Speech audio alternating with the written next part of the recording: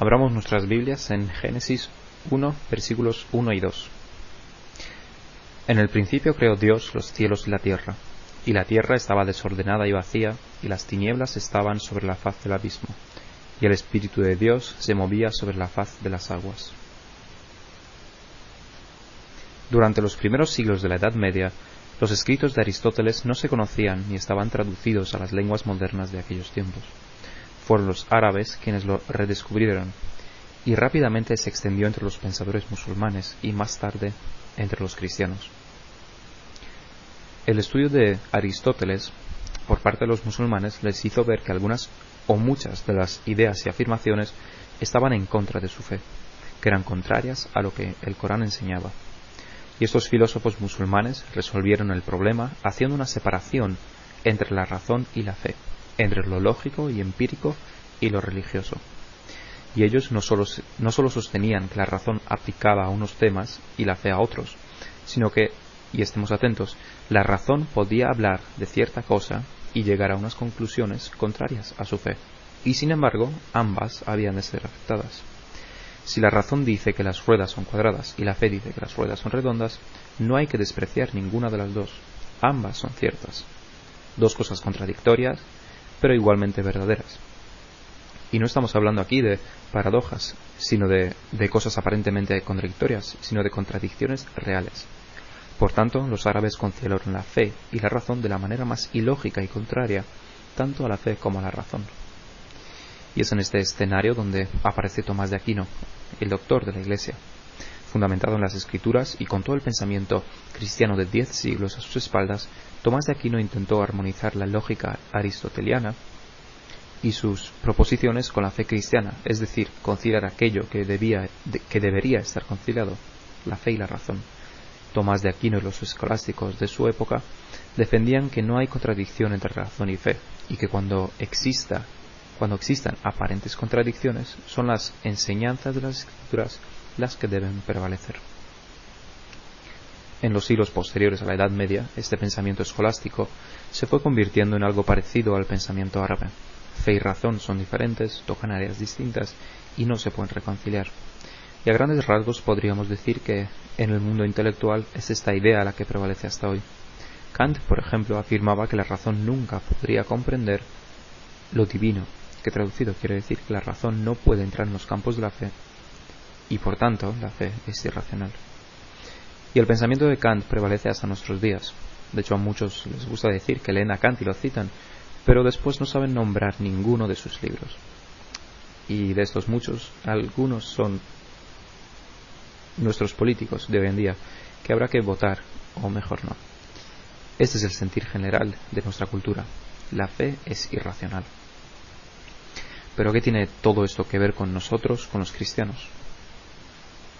¿Qué tiene que ver con nosotros, la Iglesia Bautista Reformada del Pacto de Gracia? Pues tiene mucho que ver, tiene todo que ver. La cuestión de la fe y la razón ahora tiene otros términos, la religión y la ciencia. Esta lucha entre religión y ciencia a la que estamos acostumbrados en nuestros días es la misma lucha de siglos y siglos entre fe y razón.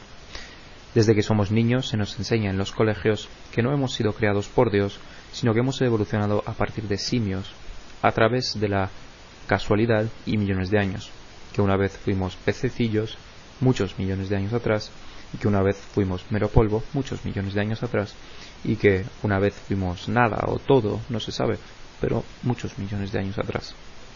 Y si te es difícil creerlo, te lo pueden explicar diciendo que son muchos más millones de años. El punto es que como niños crecidos en una iglesia, en una familia cristiana, se nos ha enseñado que Dios es nuestro creador, que nos ha hecho únicos y para un propósito, y que todo lo que vemos se mide en el tiempo en una escala no de millones y trillones, sino de miles de años. Y vamos al colegio, y en nuestro librito colorido vemos cómo hemos evolucionado a partir de pequeños chimpancés sin cola. No podríamos decir si se trata del cuento de los 3 cerditos o de una realidad, pero los profesores nos dicen que así es, que es ciencia, así que debemos aceptarlo. Es lo que todo el mundo cree, ¿cómo no vas a creértelo tú? Cuando somos más mayores nos lo explican en todo detalle, millones de años. Esta siendo la situación, tenemos nuestro conflicto árabe-aristotélico. La Biblia nos enseña una cosa con respecto al mundo. El colegio, la llamada ciencia, nos enseña una cosa totalmente contraria con respecto al mundo. ¿Qué hacemos? Negamos que la Biblia es la palabra de Dios, negando así a Dios. Negamos lo que se nos enseña en el colegio como ciencia. Aceptamos que ambas cosas son ciertas, siendo así totalmente irracionales y separando el mundo de la religión y de la ciencia en dos áreas totalmente separadas.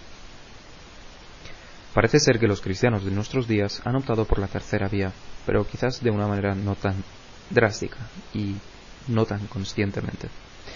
Los cristianos escuchamos lo que la Biblia dice y escuchamos lo que los científicos dicen. Nos creemos ambas cosas, más o menos. Nos creemos tanto que Dios ha creado el universo, que Dios ha creado todo lo que existe y al ser humano, y nos creemos también que hubo una evolución. Al fin y al cabo, es ciencia. Pero lo importante es no hacernos demasiadas preguntas, porque puede que nos dé dolor de cabeza.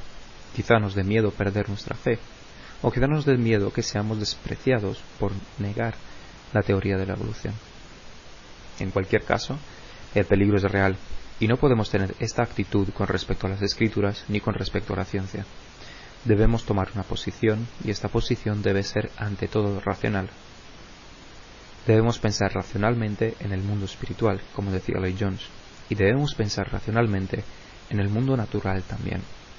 Así que vamos a tratar de ver la relación entre la ciencia y la fe, las enseñanzas de una y de otra, y cuáles son nuestras responsabilidades. Como veremos en más detalle, somos estudiantes de las Escrituras, y lo que de ella aprendemos no es menos válido que si fuésemos estudiantes de las ciencias. Por lo tanto, esto no es una clase de ciencias. Veremos en primer lugar los dos libros de Dios, la naturaleza y las Escrituras. Veremos qué nos enseñan las Escrituras con respecto al mundo natural, y veremos la relación entre la revelación natural y la revelación especial. Los dos libros de Dios. Dios se revela al mundo en dos formas diferentes. Da a conocer su naturaleza y sus atributos por medio de dos vías, diferentes tanto en el canal como en el propósito. Dios nos habla por medio de la revelación general, que es universal, es decir, que va dirigida y es recibida, aunque no acogida, por todo el mundo, por todos los hombres. Y Dios nos habla por medio de la revelación especial, que son las Escrituras. En cuanto a la revelación general, Dios se reveló desde el principio y se sigue revelando hasta hoy por medio de la naturaleza, por medio de la creación. Leíamos en el Salmo 19, los cielos cuentan la gloria de Dios y el firmamento anuncia la obra de sus manos. El salmista describe a los cielos contando y al firmamento anunciando. Hablan y nos hablan a nosotros. Nos hablan a nosotros los cristianos. Y hablan también a todo aquel que tiene ojos para ver, oídos para escuchar, olfato para oler y piel para sentir. Dios se revela a los hombres por medio de la creación, por medio de la naturaleza y todas las cosas creadas. Es a esta revelación a la que se refiere también Pablo en Romanos 1 a partir del versículo 18. Porque la ira de Dios se revela desde el cielo contra toda impiedad e injusticia de los hombres, que detienen con injusticia la verdad. Porque lo que de Dios se conoce les es manifiesto, pues Dios se lo manifestó. Porque las cosas invisibles de Él, su eterno poder y deidad, se hacen claramente visibles desde la creación del mundo, siendo entendidas por medio de las cosas hechas, de modo que no tienen excusa. En este pasaje Pablo nos describe el estado del mundo en relación a la revelación general de Dios. Los hombres detienen o sofocan con injusticia la verdad. ¿Y qué verdad? La verdad que Dios les manifestó sobre sí mismo. ¿Cuándo les manifestó Dios estas cosas? Desde la creación del mundo, por medio de la creación. La revelación general debería ser suficiente. Dios no les dio la Biblia a Adán y a Eva en el jardín. No les hacía falta, no les era necesaria para nada. Pero el hombre pecó, su corazón se volvió en contra de Dios y su mente fue entenebrecida. Como sigue diciendo Pablo en Romanos 1, pues habiendo conocido a Dios, no le glorificaron como a Dios, ni le dieron gracias, sino que se envanecieron en sus razonamientos, y su necio corazón fue entenebrecido. Profesando ser sabios, se hicieron necios. Esa es la condición del hombre, penosa, en enemistad contra Dios.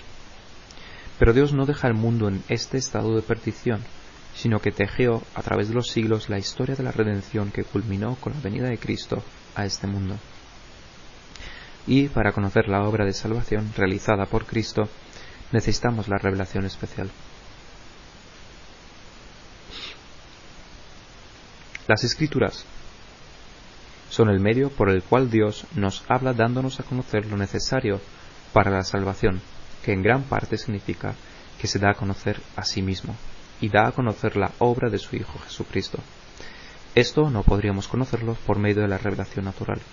No podríamos saber, por ejemplo, que Dios nos escogió antes de la fundación del mundo para que fuésemos salvos en Cristo.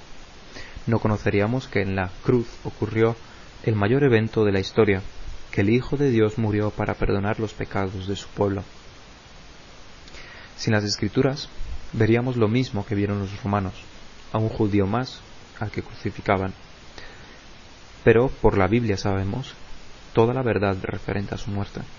No conoceríamos en la Biblia que por su muerte y resurrección somos justificados delante de Él. No conoceríamos que Dios nos ha adoptado y perdonado los pecados. Por lo tanto, por medio de las Escrituras tenemos acceso al mensaje del Evangelio para poder creer y ser salvos. Las Escrituras son necesarias para la salvación. La Biblia no hubiera sido necesaria si el hombre no hubiera pecado, pero el hombre ha pecado, así que la Biblia es necesaria. De hecho, tampoco necesitaremos las Escrituras cuando estemos en el cielo. Serán totalmente superfluas porque ya seremos completamente salvos y conoceremos más plenamente a Dios de manera más personal y directa. Así que Dios tiene entonces dos libros, el libro de la naturaleza y el libro de las Escrituras, y en ambas Él se revela con sus atributos. Se nos cuenta que R.C. Sproul, estando en un seminario reformado, lanzó una pregunta a sus alumnos.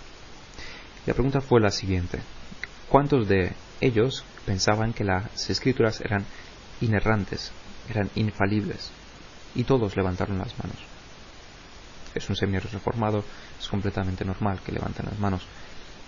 Después hizo otra pregunta: ¿cuántos pensaban que la creación, que la revelación general de Dios era inerrante, era infalible? Y ninguno levantó la mano. ¿Y por qué? Porque viendo a todos los científicos, a todo lo que dicen los científicos, a lo que afirman que van totalmente en contra de las Escrituras, los alumnos, así como la mayoría de los cristianos, tenemos miedo de decir que la revelación general es también inerrante. Sin embargo, no debemos considerarlo así. Ambas son revelaciones de Dios. En ambas Dios nos habla, y Dios siempre dice la verdad. Es Dios quien habla por medio de las dos, y Dios no es menos verdadero en las Escrituras de lo que es en las ciencias, en la naturaleza. Por lo tanto, ambas son inerrantes, porque ambas provienen de Dios. Debemos ver una cosa, y es que la revelación general no elimina la sola Escritura.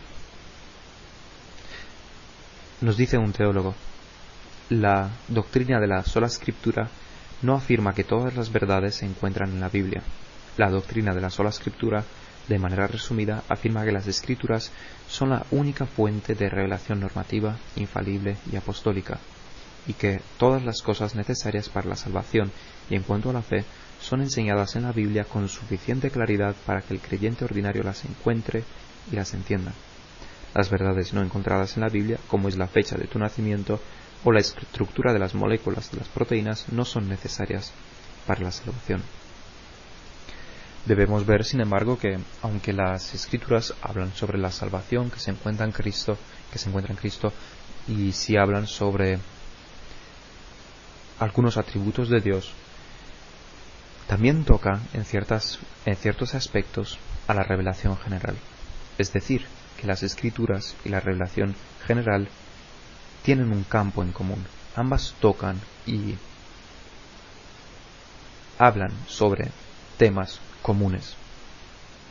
Y por tanto nosotros, como somos estudiantes de las escrituras, vamos a ver a continuación qué es lo que afirman las escrituras con respecto a la naturaleza.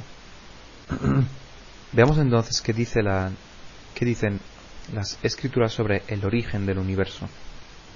Y lo que leemos en las escrituras es que en Génesis 1:1 mismamente se nos dice: en el principio creó Dios los cielos y la tierra.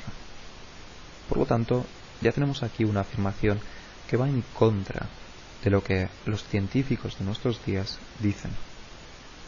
El universo, nos dicen las escrituras, tiene un creador. El universo no surgió de la nada. El universo y todo lo que hay en él, la tierra, el sol, los planetas, las estrellas, no han surgido por azar.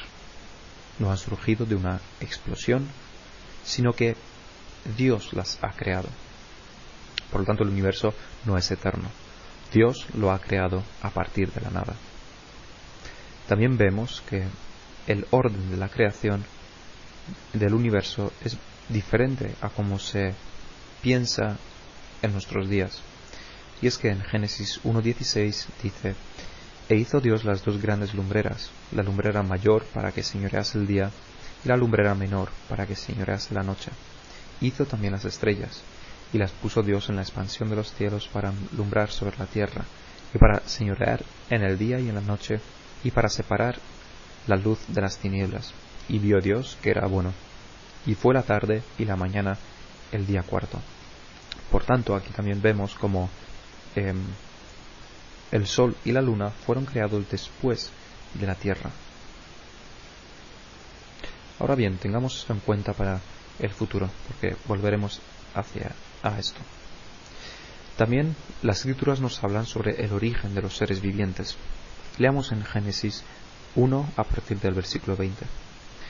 Dijo Dios: produzcan las aguas seres vivientes y aves que vuelen sobre la tierra, en la abierta expansión de los cielos. Y creó Dios los grandes monstruos marinos y todo ser viviente que se mueve, que las aguas produjeron según su género, y toda ave alada según su especie. Y vio Dios que era bueno. Dios los bendijo, diciendo: fructificad y multiplicaos, y llenad la tierra, y llenad las aguas en los mares, y multiplíquense las aves en la tierra. Y fue la tarde y la mañana el día quinto.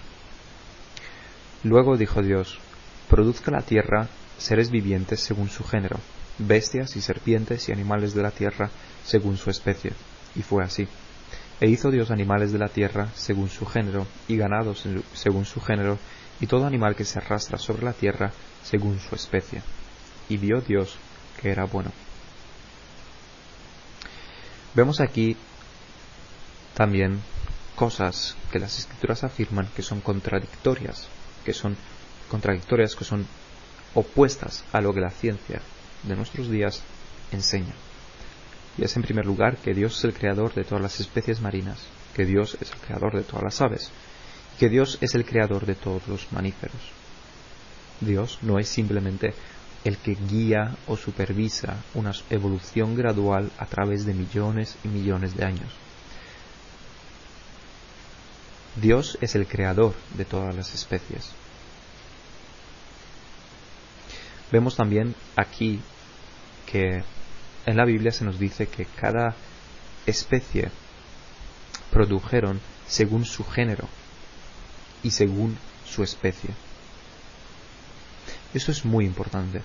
Lo que la evolución, los evolucionistas dicen, es que una especie en algún momento puntual dieron a luz, tuvieron descendencia que pertenecían a otra especie. Sin embargo, la palabra de Dios no nos permite esto. De hecho, se señala bastante claramente que todo dio según su género, que todo dio descendencia según su propia especie. Una especie, nos enseña la Biblia, no dio lugar a otra especie diferente, sino que las especies se reproducían dentro de sus especies y sus descendencias era de la misma especie. Por lo tanto, esto está completamente en contra de lo que la ciencia enseña en nuestros días. Y aquí también debemos hacer la diferencia entre macroevolución. La macroevolución es lo que dice que las especies pueden pasar de una a otra a través de millones de años. Que una especie puede tener descendencia que pertenezca a otra especie en millones de años. La microevolución, que no es lo mismo, dice que dentro de la misma especie, que dentro del mismo género, pueden haber variaciones.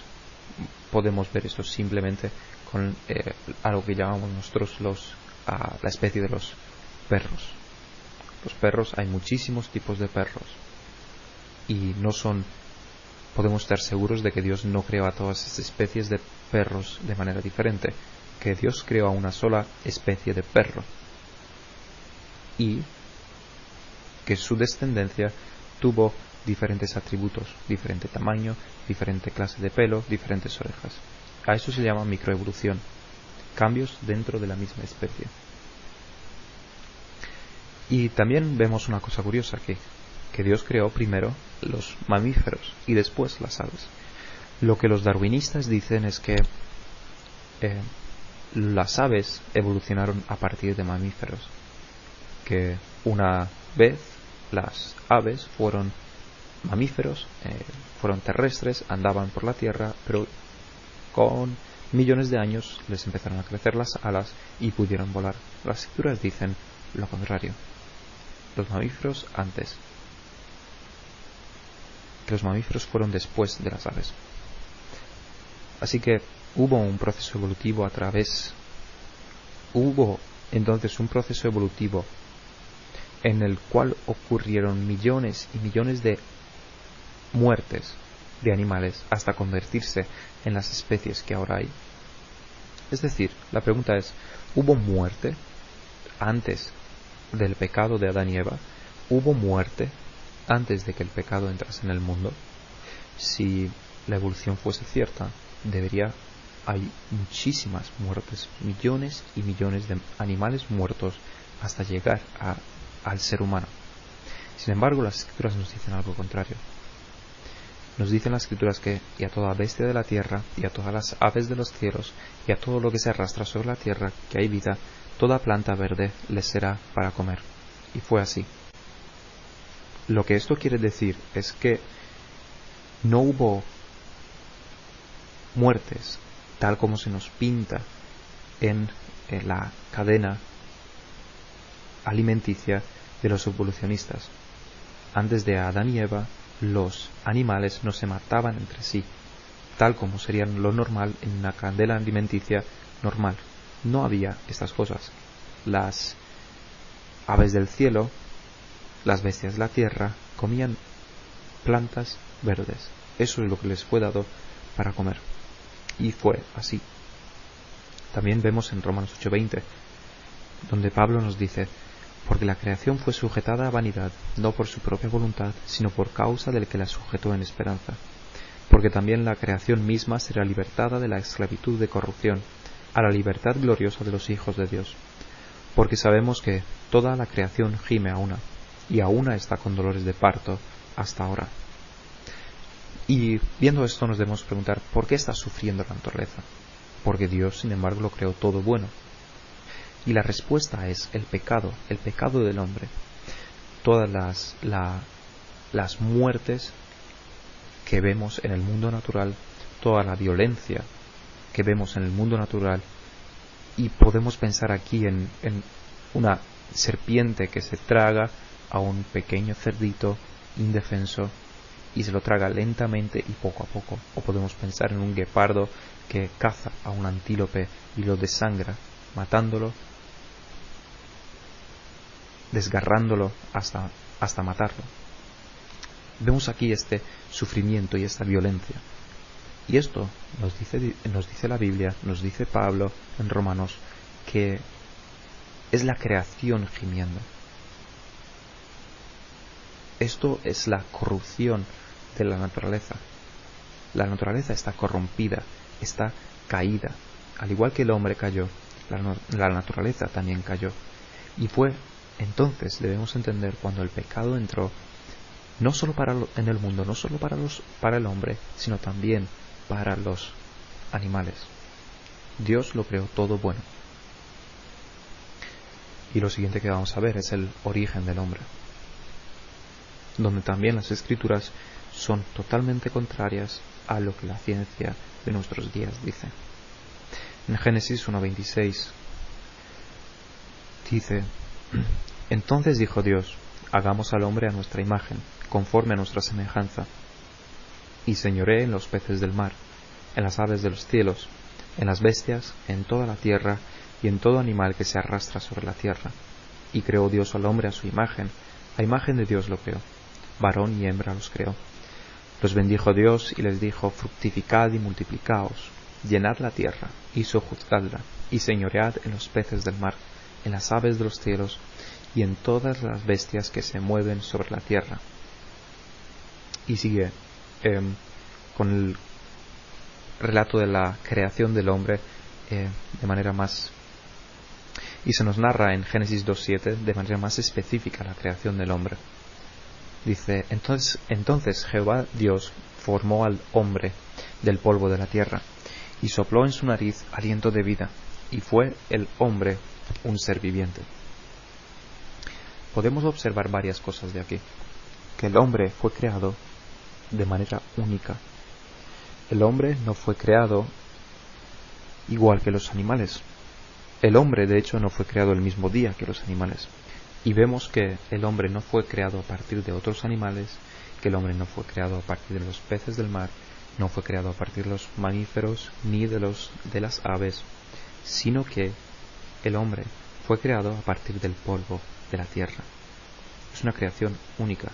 Además, es una creación sobrenatural. No es a lo que podríamos llamar natural, sino completamente sobrenatural, tanto de Adán como de Eva. Adán fue hecho del polvo de la tierra y Eva fue creada a partir de Adán. Además, el hombre fue creado con un propósito por Dios, y ese propósito fue el de señorear sobre toda la tierra. Tiene también capacidades diferentes, tiene también valor diferente, porque es creado a imagen de Dios. No es igual que los animales. El hombre no es un animal más. El hombre es creado de manera única por Dios y tiene una función única dentro de la creación. Tiene un propósito. Y por supuesto que esto va totalmente en contra de la evolución.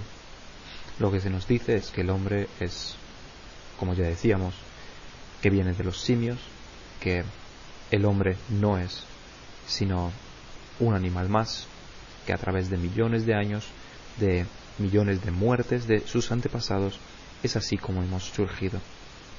Esto las escrituras lo niegan rotundamente. Y nuestro tercer punto, vamos a ver más específicamente la revelación natural contra la especial, tal como se suele poner. Según hemos visto, las afirmaciones de las escrituras son muy contrarias a lo que la revelación de la naturaleza dice, o más bien a los que los científicos, los que interpretan la revelación general, dicen. Claro, esto en realidad, como hemos dicho, no puede ser. La naturaleza, la revelación general contra la especial no tiene ningún sentido. No tiene sentido contraponerlas de esta manera. Más bien se trata de las escrituras, la revelación especial contra la interpretación de los científicos. Pero antes de ver esto, debemos preguntar una cosa, y es una cosa muy importante. ¿Es Génesis un libro histórico o es una parábola? ¿Es Génesis meramente una ilustración para mostrar otras verdades?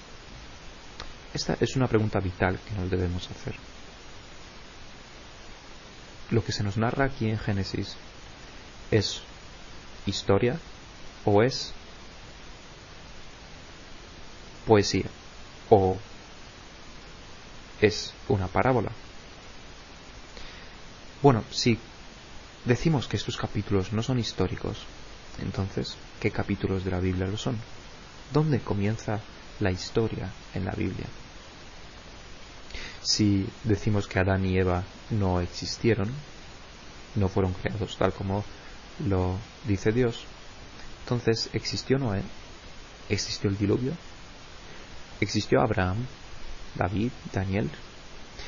Y si decimos que unos sí existieron y fueron tal como la Biblia los describe, y decimos que otros no, ¿cuál es nuestro estándar? ¿Según qué medimos esto? Pero más importante quizás, ¿existió Jesucristo? Tengamos en cuenta que el nacimiento de Jesucristo es el mayor evento de la historia. Es un evento muchísimo más increíble que el relato de la creación. El que Dios se encarne, el que Dios se humane, el que Dios tenga cuerpo de hombre y nazca de una virgen, es muchísimo más increíble que la narración de la creación. ¿Y existió entonces Jesucristo? ¿Murió y resucitó Jesucristo? Si decimos que no, entonces estaremos en graves problemas. Pablo nos dice en 1 Corintios 15:14: si Cristo no resucitó, vana es entonces nuestra predicación, vana es también vuestra fe. Y sigue en el versículo 16: porque si los muertos no resucitan, tampoco Cristo resucitó. Y si Cristo no resucitó, vuestra fe es vana, aún estáis en vuestros pecados. Si la narración de los evangelios, si la Biblia no es historia, quitando por supuesto los libros de los salmos, los libros poéticos, los libros de sabiduría, si lo demás no es narración histórica, entonces nuestra fe es completamente vana. Si Cristo no existió, si Dios no se humanó, no se hizo carne, si Cristo no habitó entre nosotros, si Cristo no murió y no resucitó literalmente, entonces nuestra fe es vana. Estamos en nuestros pecados y somos dignos de ser compadecidos por todo el mundo, porque no tiene ningún sentido que estemos adorando a Dios, que estemos en la iglesia. Deberíamos cada uno irnos al mundo, hacer todo lo que queramos, hacer cualquier cosa que queramos, sea poner bombas, sea no ponerlas, quedarnos en nuestro sofá o tirarnos de un puente. Podemos hacer lo que queramos. Nuestra fe no tiene sentido. Por tanto, es vital saber, conocer que la Biblia es histórica. No podemos cortar algunos capítulos y sacarlos del flujo de las Escrituras y decir que no son históricas, y sin embargo decirlo de otras partes de la Biblia. Es o todo o es nada. Lo que es, y esto en cuanto a lo que es claramente una narración. Habíamos visto que no puede haber en realidad contradicción entre la revelación natural y la revelación especial. Dios es un Dios de verdad y no miente en su revelación, ya sea la natural o ya sea la especial. Debemos partir de esta base y tenerlo muy claro. Las conclusiones que saquemos del estudio de la creación de la naturaleza no pueden ser contrarias a las conclusiones que saquemos del estudio de las Escrituras sobre esa misma cosa. Pero, entonces, ¿por qué las Escrituras y la ciencia tienen afirmaciones, proposiciones tan diferentes, tan contrarias? La respuesta, por supuesto, es el pecado del hombre. Tal como nos decía Pablo en Romanos capítulo 1, el problema no es que el hombre no conoce a Dios, no es que Dios no se haya revelado al hombre, sino que el hombre se ha rebelado en contra de Dios. El hombre rechaza a Dios, el hombre quiere rechazarlo. La humanidad entera quiere quitar a Dios de su trono. Y la evolución es la excusa perfecta. Antes de que existiese esta teoría de la evolución, ya había otras teorías, había otras razones que el mundo daba, pero la evolución es la mejor de las razones. Para quitar a Dios de su trono es la mejor de las razones para echar a Dios de su trono creador y soberano. Pero ¿cómo es posible esto? ¿Cómo es posible que los científicos digan todas estas cosas a partir del estudio de la naturaleza? La respuesta es que los hechos no se interpretan por sí mismos. Los hechos no hablan por sí mismos.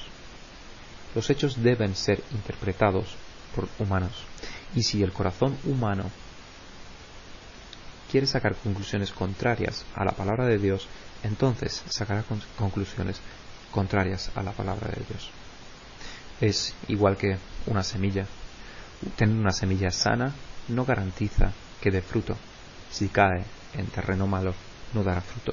Si cae en terreno bueno, entonces sí. Así es. Y estos son los hechos.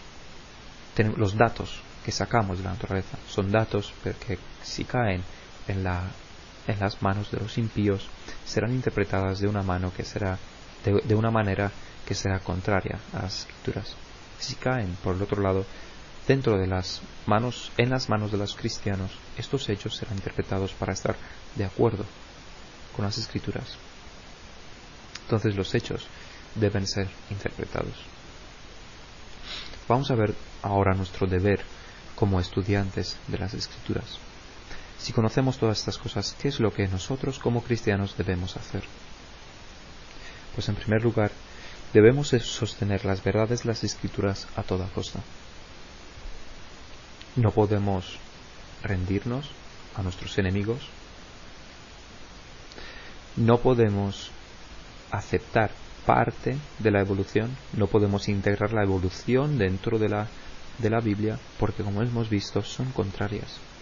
La evolución no entra dentro de la Biblia. Así que tenemos que sostener estas verdades. Tenemos que sostenerlas en nuestra cultura, en nuestro mundo. Tenemos que enseñar a nuestros hijos a que las sostengan y las verdades que Dios nos enseña en su palabra. En segundo lugar, debemos conocer bien lo que las escrituras enseñan. Por ejemplo, Lutero habló duramente en contra de Copérnico, igual que lo hizo la Iglesia Católica Romana. Copérnico dijo que la Tierra no era el centro del universo y que el Sol no giraba alrededor de la Tierra, sino que era la Tierra la que giraba alrededor del Sol. Esto no fue aceptado por la Iglesia Católica Romana y sabemos que tampoco Lutero y muy probablemente Calvino tampoco no aceptaron estas verdades de Copérnico, sino que también lo consideraban como un hereje o sino como a un simple hombre que no sabía lo que decía, que venía con sus disparates. Pues bien, viendo esto, debemos conocer muy bien lo que las escrituras enseñan. Si Lutero y Calvino no hubiesen estado tan influenciados por lo que se creía en esos días, influenciados, por cierto, por las teorías de Aristóteles, no hubiesen rechazado la teoría de Copérnico. Lo que pasa es que no habían estudiado las escrituras en todo el detalle, en ese punto del Sol y de la Tierra. Y esto lo podemos aplicar nosotros, por ejemplo, en lo que vimos en cuanto al orden de la creación. Decíamos que el Sol y la Luna fueron creados después de la Tierra. Sin embargo, si estudiamos bien las Escrituras, nos daremos cuenta de que ahí Dios no utiliza la misma palabra que utiliza en el versículo 1, cuando dice en el principio Dios creó los cielos y la tierra. Cuando dice que Dios hizo la lumbrera del día y la lumbrera de la noche, no utiliza la misma palabra crear, es una palabra diferente. Por lo tanto, quizá en este punto el sol y la luna, o el sol, haya sido realmente creado antes que la tierra. De hecho, podríamos decir que los días de 24 horas, porque se miden según la rotación del Sol, de la Tierra alrededor del Sol, entonces ya existía el Sol. Y podríamos decir que Dios despejó las tinieblas para que se viese el Sol desde la Tierra.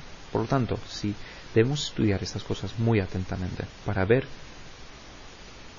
más detenidamente qué es lo que las Escrituras enseñan y no hablar así en contra tanto de las Escrituras como de la revelación natural. Y en cuanto nos sea posible, debemos ser también estudiantes de la naturaleza. Esto depende de nuestras capacidades, depende de nuestro tiempo, no es algo que Dios nos requiera, pero sabemos que Dios nos ha dado la naturaleza entera para que la estudiemos, nos ha dado la naturaleza para que saquemos provecho de ella, nos ha dado la naturaleza para que la dominemos, para que seamos señores sobre ella. Y para hacer esto se requiere de bastante conocimiento científico. Terminemos en oración.